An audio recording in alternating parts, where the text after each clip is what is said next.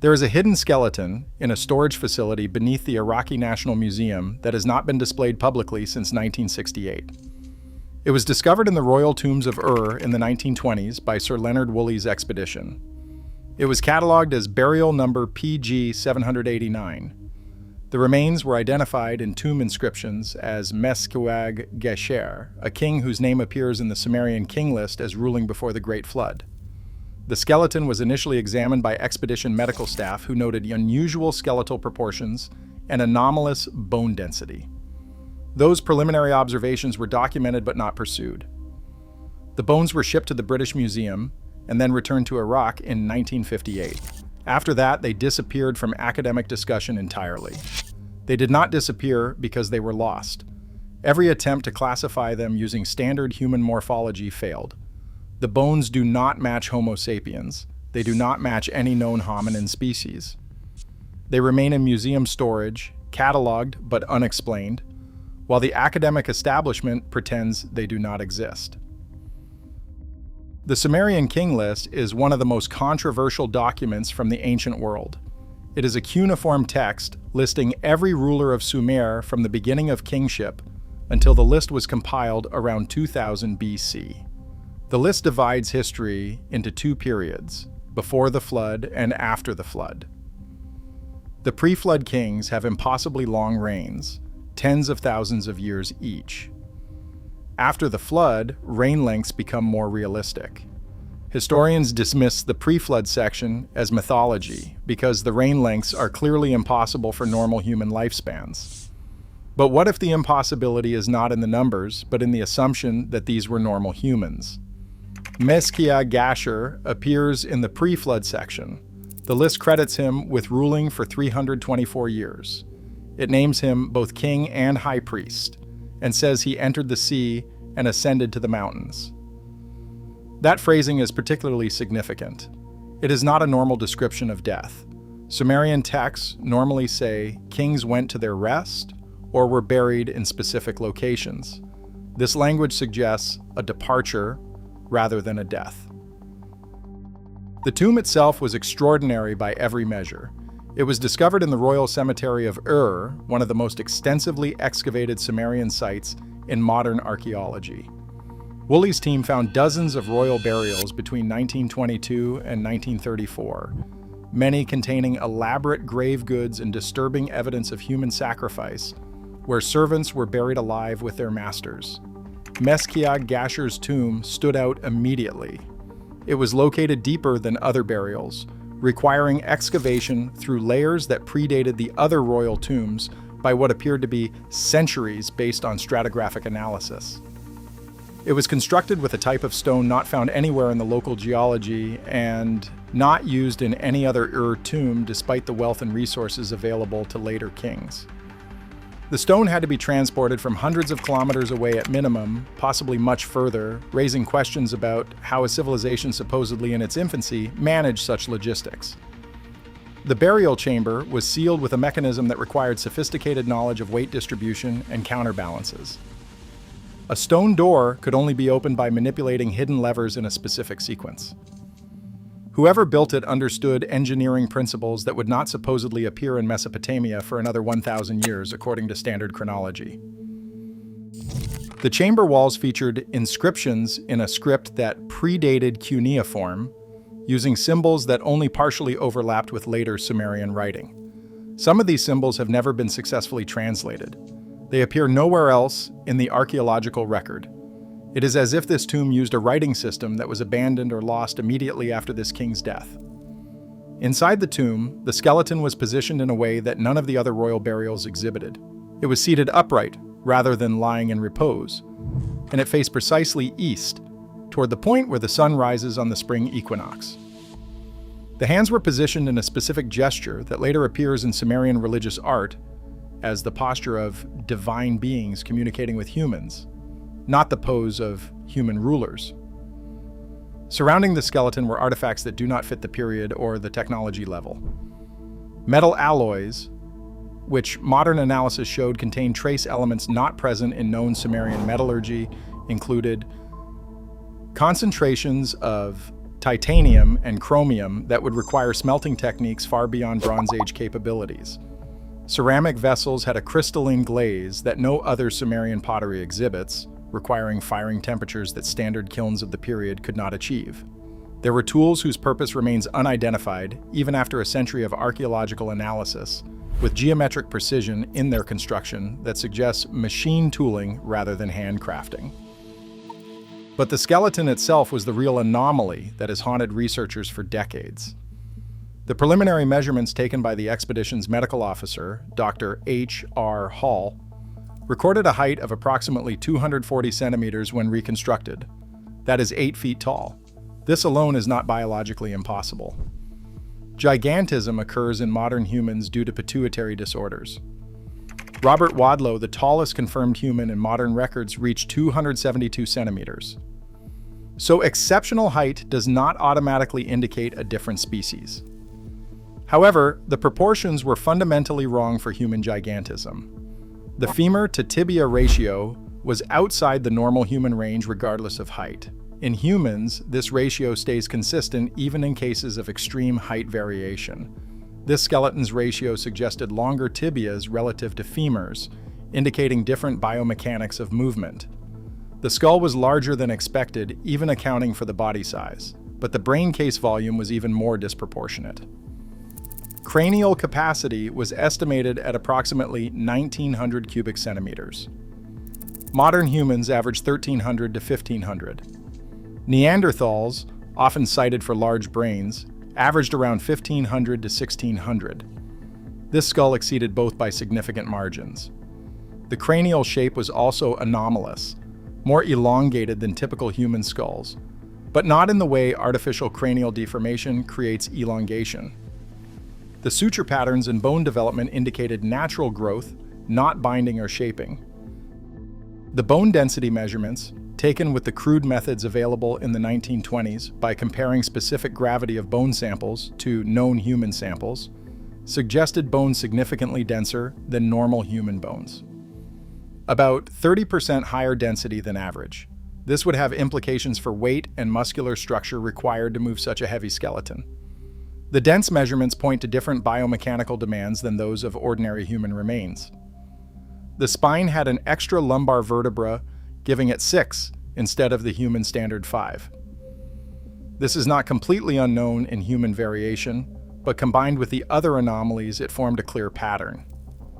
The rib count was anomalous, documented as 13 pairs instead of 12. Again, occasionally seen as a rare human variation, but uncommon.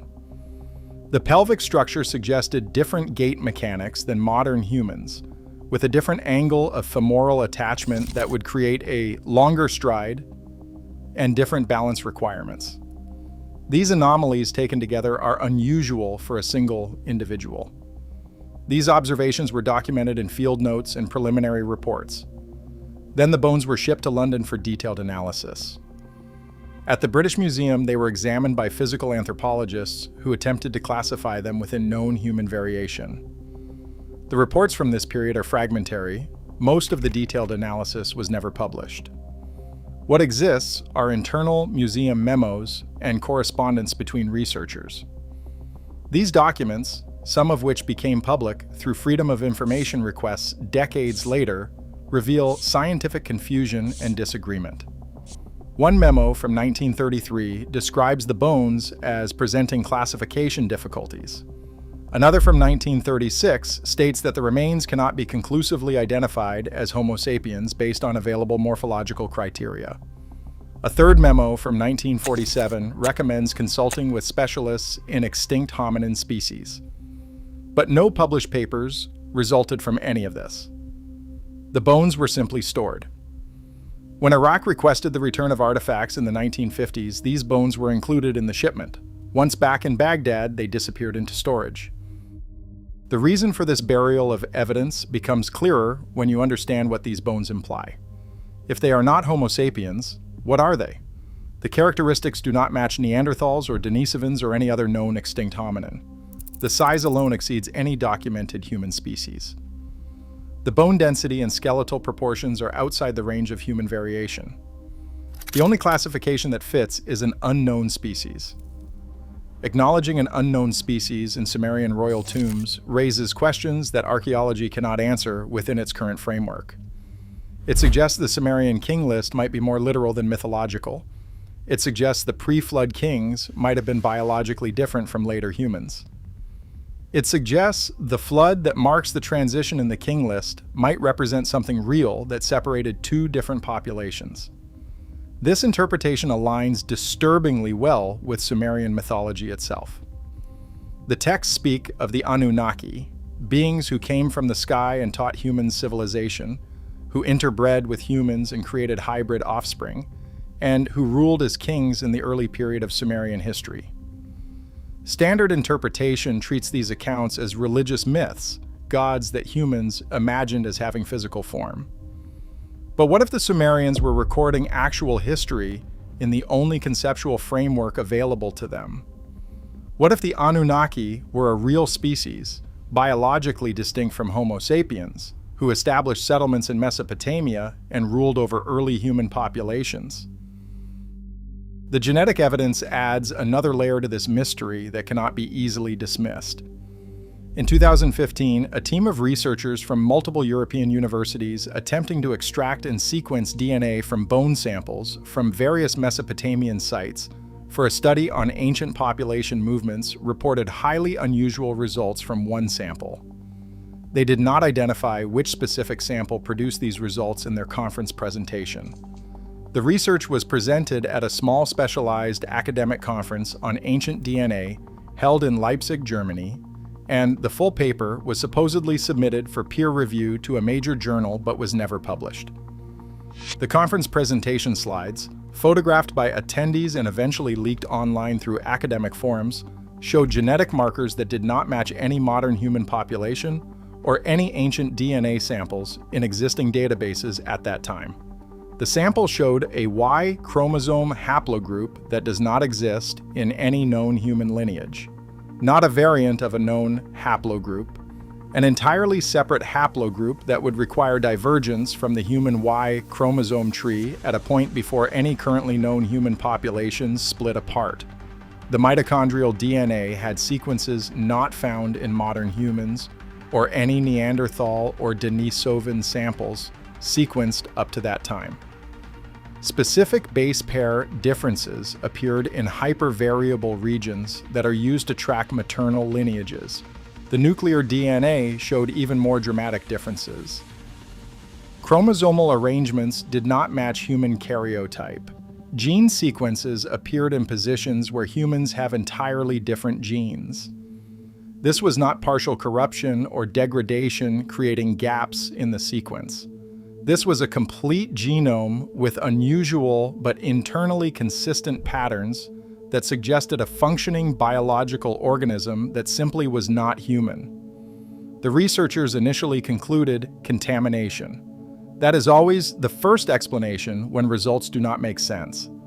The sample must have been contaminated with unknown genetic material during excavation, storage, or laboratory handling. But contamination does not create coherent genetic sequences that make biological sense. It creates noise, random insertions, and incomplete sequences. These results showed a complete genome with unusual but consistent patterns throughout. Every marker they tested came back with the same message. This is not human DNA. But it is organized DNA from a complex organism. The conference presentation was followed by complete silence from the research team, no follow-up studies, no attempts to replicate the results with the same sample or with similar samples, no investigation into which specific sample produced these results or whether other samples from the same site might show similar patterns. Just silence and apparent abandonment of this entire line of inquiry. The connection to the Meschiag Gasher skeleton is circumstantial. The leaked slides do not identify the sample source, but the timing matches requests made by researchers to examine bones from the Iraqi National Museum. The unusual characteristics match what you'd expect from the skeleton described in the 1920s field notes. And the sudden end to the research matches the pattern of evidence suppression around these bones. Consider what is at stake. If these bones are real evidence of a non-human intelligent species in ancient Mesopotamia, it requires rewriting human history.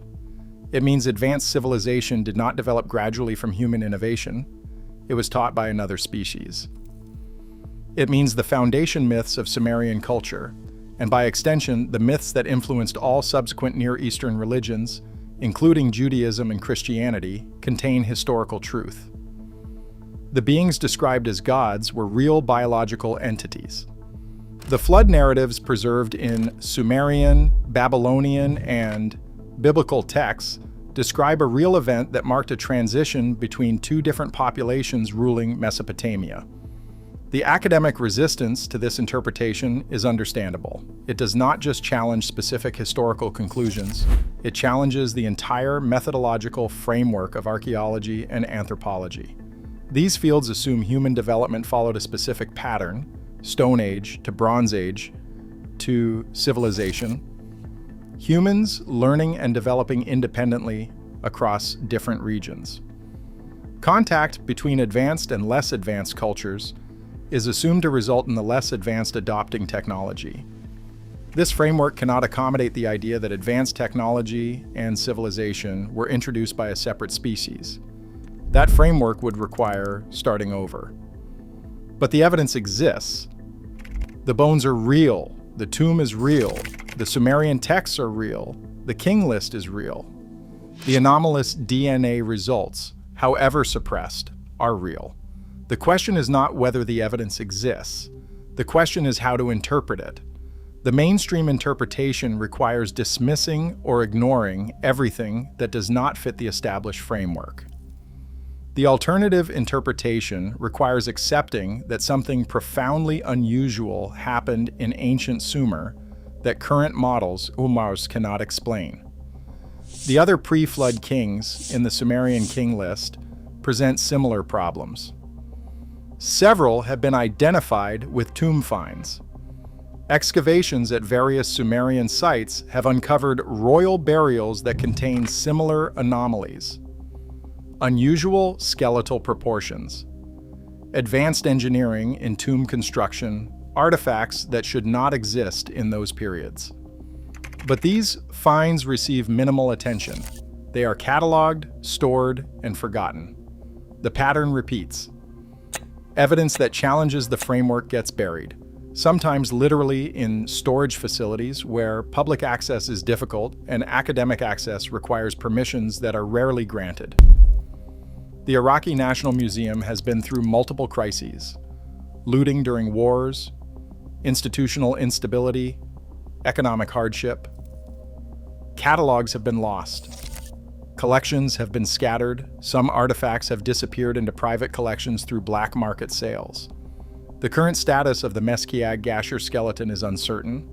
Official museum records list it as being in storage. Attempts by researchers to examine it have been refused.